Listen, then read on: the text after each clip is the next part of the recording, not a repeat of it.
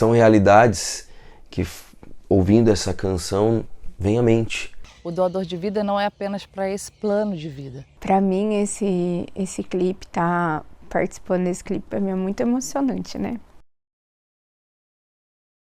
Resplandece, glorioso, resplandece, ressurrecto, resplandece o Salvador.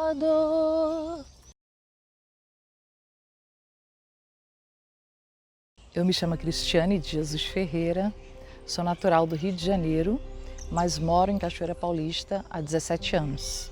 A minha história com a música começou porque eu sempre participei da Igreja Católica e em determinado momento acontecia um retiro popular, que era uma proposta da igreja, onde as famílias, os vizinhos, a comunidade se reunia, um na casa dos outros, e esse momento tinha orações, canções, partilha. E uma vez, cantando ali junto com um grupo, um rapaz que estava ao meu lado me disse que eu cantava. Disse assim, nossa, você canta, né? E eu disse, não, eu só estou aqui acompanhando o pessoal. Ele, não, você canta, eu sou músico e eu estou dizendo que você canta. Então, essa foi o primeiro contato, assim, você tem inclinação para a música, né? E a partir dali, como ele era músico profissional, professor inclusive, eu comecei a cantar em banda católica, né? Tipo, na minha cidade, na minha paróquia. Começou por aí. Eu sou André Florencio, membro da comunidade Canção Nova e músico. O processo foi uma unidade de ministérios. Eu, a Carol, o Guilherme, né? A Carol trouxe a proposta e a partir daí nós começamos a encontrar ali nesta canção os lugares onde a voz do cantor precisaria ser evidenciada através do back vocal, né? Os lugares que a gente iria colocar as outras vozes para evidenciar a mensagem, a letra. Então é um processo bonito, né? de encontrar os lugares certos para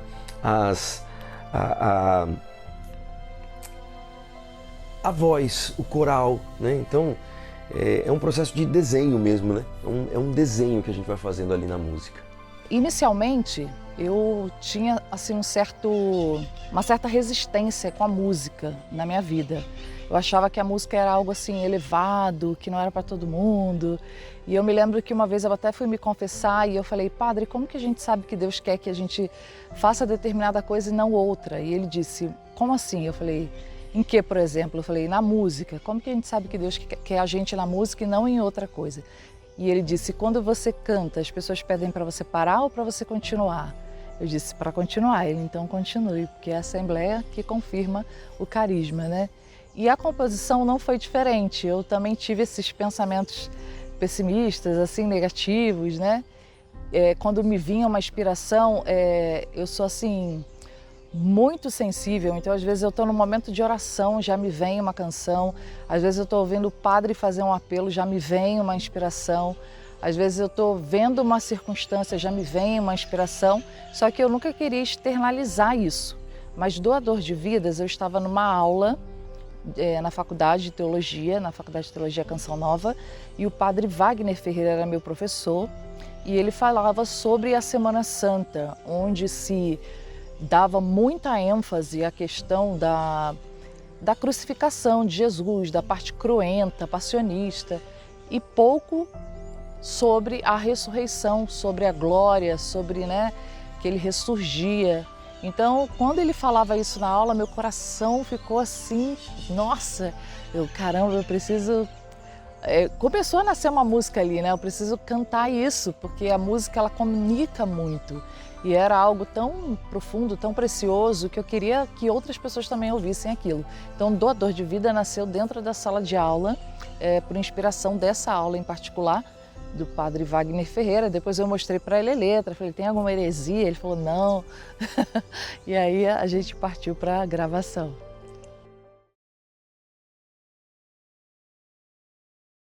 Uma voz masculina e uma voz feminina, nós estamos trabalhando com duas tessituras vocais diferentes, né? Timbragens diferentes, tonalidades diferentes.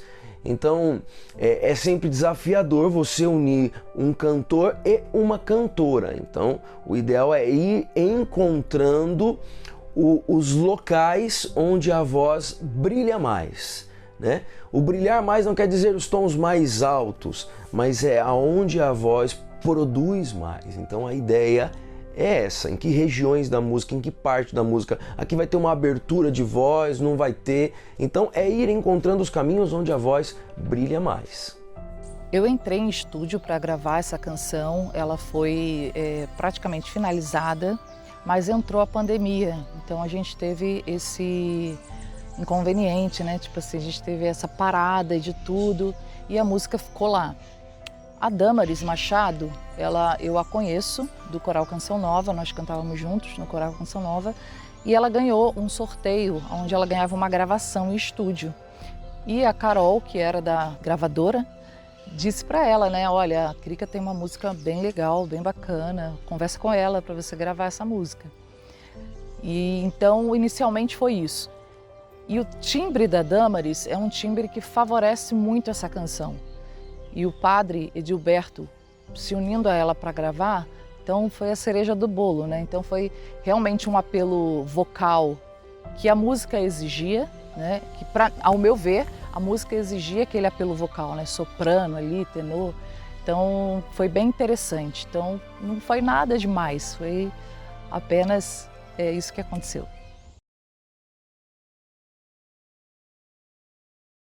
Eu sou Andréia Amorim, sou de Cuiabá, Mato Grosso, tenho 41 anos. Sou de família católica, né, e faço parte do Jovens Sarados, né, que é um movimento católico. Eu sempre tive uma criação católica, né, desde criança a minha avó é da igreja católica, minha mãe foi criada na igreja também, e aí eu fui tendo essa vivência. A minha família sempre foi muito, sabe aquelas famílias que parece de propaganda de margarina, que é muito feliz? Sempre foi assim. Claro que tinha suas dificuldades, suas diferenças, mas sempre fomos muito unidos. Porém, lá pelos meus 11 anos começou a minha rebeldia, né? Eu queria muito chamar a atenção, acho que dos meus pais, eu queria preencher algo no meu coração que não era preenchido nem com o amor deles, né? Só que eu não entendia.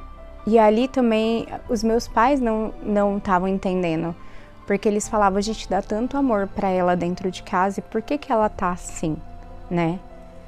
Mais tarde eu fui descobrir que era porque eu precisava de Jesus, né? Somente Ele preenche o nosso coração. Nem a nossa família é capaz de preencher aquilo que o Senhor, ele preenche o espaço, né? A minha expectativa é que, assim como eu fui impactada por esse discurso do padre, que as pessoas, ao ouvirem essa música, também vivam a experiência, né?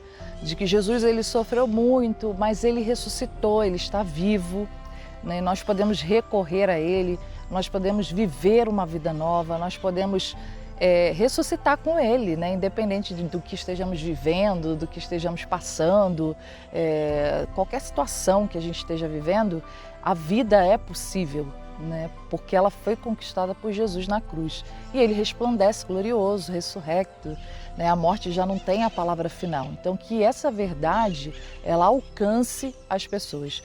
Por quê? Com o relativismo, a questão das coisas do céu, da eternidade, né? Elas são hoje loucuras.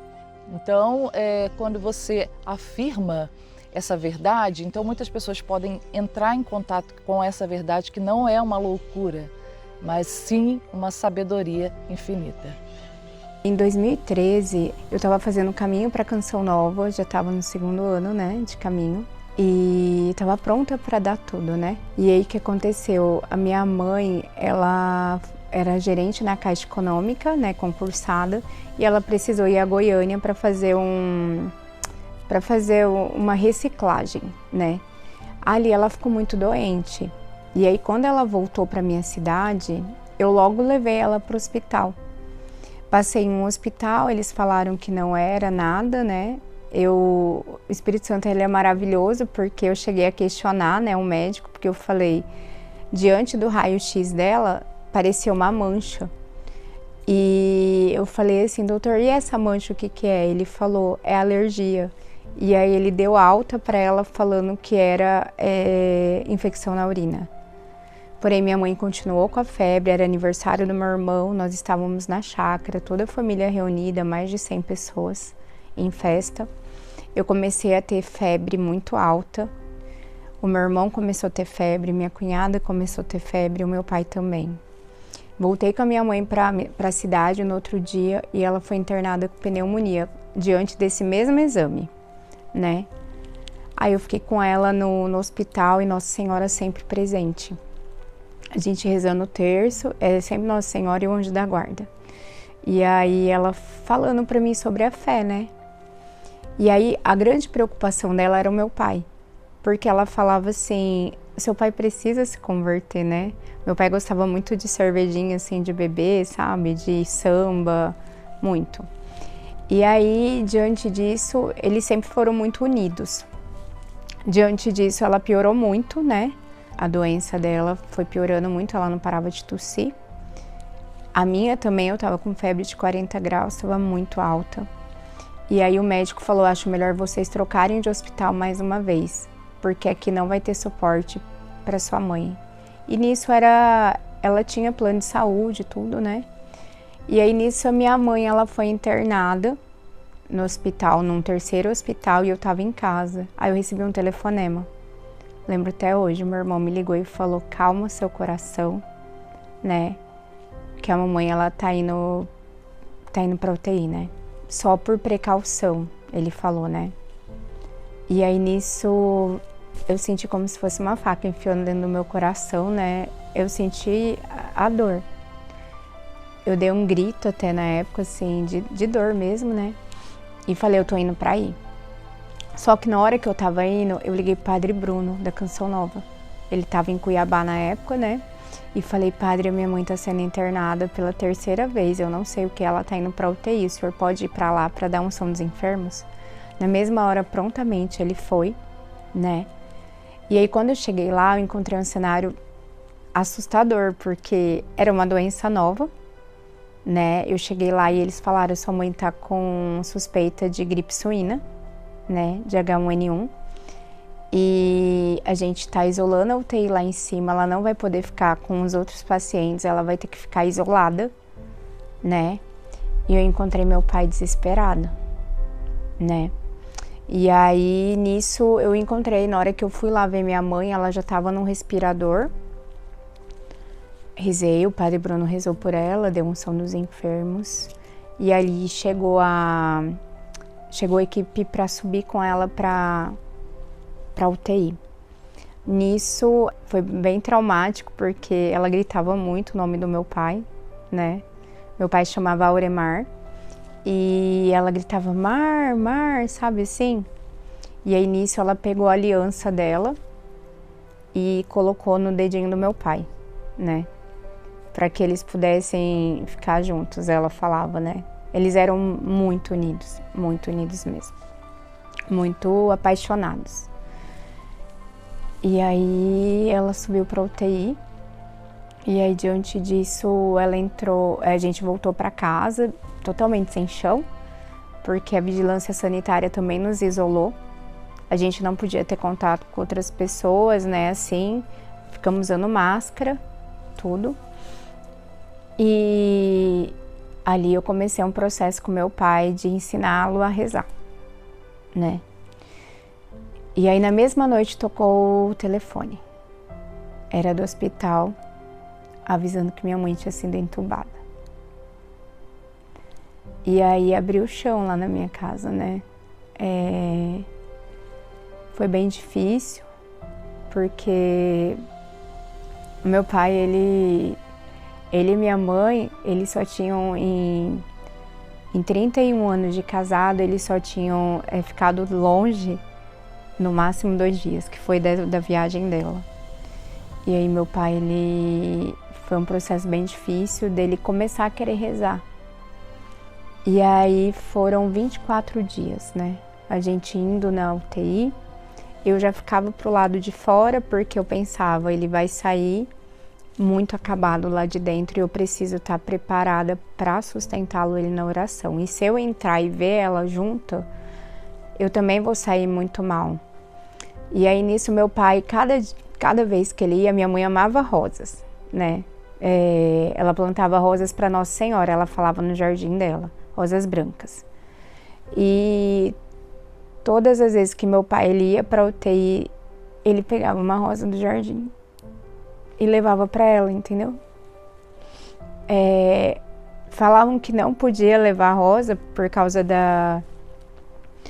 do cuidado, né? Mas os enfermeiros, eles ficaram tão impactados com o sofrimento do meu pai diante do coma da minha mãe, que eles deixavam ele entrar com a rosa, colocar a rosa, fazer o símbolo e depois eles tiravam, né? E nisso todos os dias ele pegava a rosinha e levava para minha mãe. Ali eu vi o meu pai se converter, ele procurou o sacerdócio, né? Procurou o Padre Bruno, se confessou. E aí ele virou para mim e falou assim: filha, eu vou à missa todos os dias agora, porque eu e sua mãe somos uma só carne. E se eu receber Jesus, ela também está recebendo Jesus. Então eu vou à missa todos os dias. E ele cantava muito para ela no coma, né? Ele cantava a música do Roberto Carlos, Eu Tenho Tanto Pra Te Falar, que foi a música do casamento deles, de entrada do casamento deles. E no 24º dia minha mãe não aguentou, né? E ela faleceu. Só que o meu pai, surpreendentemente, ele sofreu muito, né? Isso não era surpresa, mas ele sustentou a fé dele. Ele foi tocado realmente por Deus, né? E o testemunho de vida da minha mãe, a fé dela alcançou meu pai. E o velório dela, a gente tem muitos testemunhos do velório da minha mãe, onde muitas pessoas foram convertidas, filhos voltaram a ficar perto dos pais. A Canção Nova lá de Cuiabá, todo mundo estava lá com a gente, ficou todo mundo, né, dando esse apoio para nós. Tanto que eu fazia o caminho vocacional na época. E teve a missa de corpo presente, e na hora de fechar o caixão era a imagem de Nossa Senhora. E aquilo consolou muito o nosso coração. E o do meu pai também. Ele não fez escândalo nenhum, mas ele amou muito até o último minuto, assim. E eu falo assim, o último minuto da vida dele. Porque antes dela ficar doente, um dia ela virou pra mim e falou assim: filha, se um dia acontecer alguma coisa com a mamãe, ela for mais cedo, cuida do papai até o último suspiro. Isso é minha mãe, ela faleceu com 52 anos, faleceu muito nova. E eu pude fazer isso pelo meu pai, né? Até o último suspiro, cuidar dele até o último suspiro. Meu pai veio falecer de Covid também em 2020. Eu falo que foi um descanso, né? Porque quando ele foi internado, ele era uma mistura dentro de mim de saber que ele, né, que eu poderia perder o meu pai ali, né, fisicamente, mas que também era um consolo dele, porque ele falava assim: eu não tenho mais nada para fazer aqui, eu queria encontro de Jesus e saber que sua mãe tá lá, né? E aí ele tirou as alianças, né, deles, que tava no dedinho dele, as duas alianças, e colocou no meu dedo. E falou, né, o papai e a mamãe sempre vão estar com você. Continua o seu legado, né, que é de levar Jesus para outras pessoas mesmo.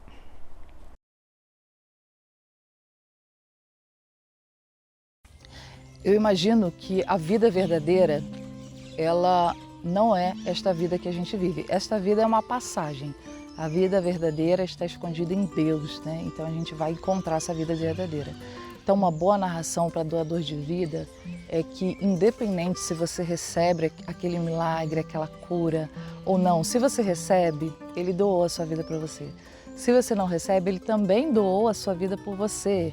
E a vida eternamente vai ser vivida fora daqui, né? Então, o doador de vida não é apenas para esse plano de vida. Então, uma boa narrativa é independente daquilo que você viva, bonança ou necessidade, né? Fartura ou necessidade. Ele doou e continua doando a vida dele por você. Para mim, esse clipe, tá participando desse clipe, para mim é muito emocionante, né? Porque eu saí da minha casa, eu morava sozinha, estava morando sozinha. Depois que o meu pai faleceu também, eu tenho só um irmão, né? Ele é casado. E quando eu enterrei o meu pai, eu falei assim que muita gente deixa bens materiais, deixa muita coisa, né? E o maior tesouro que os meus pais deixaram para mim foi o amor deles, né?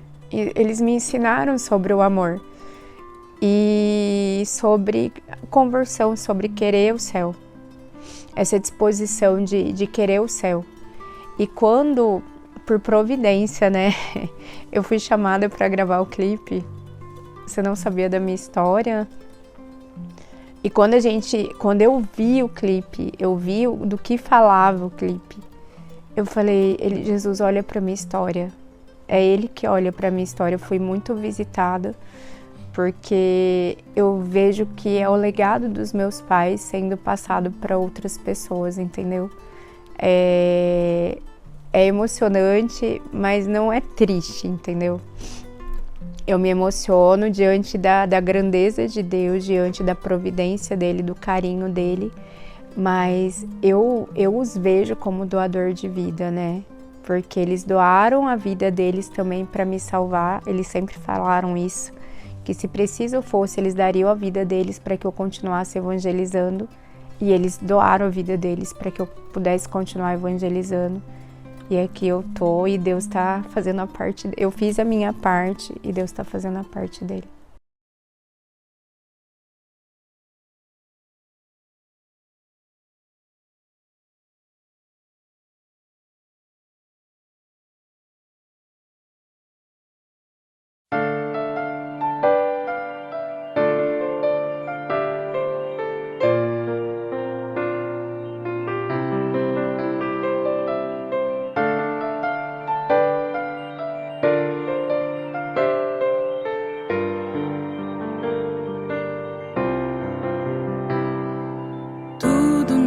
Subsiste com o Pai, com o Espírito, doador de vida, fonte do sumo bem.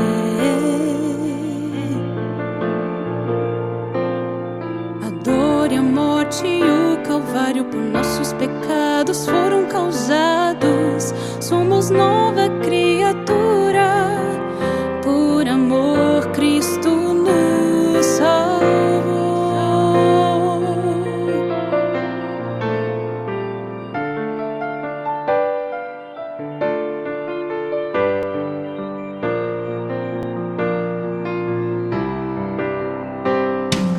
Tudo nele subsiste com o Pai, com o Espírito, doador de vida, fonte do sumo bem.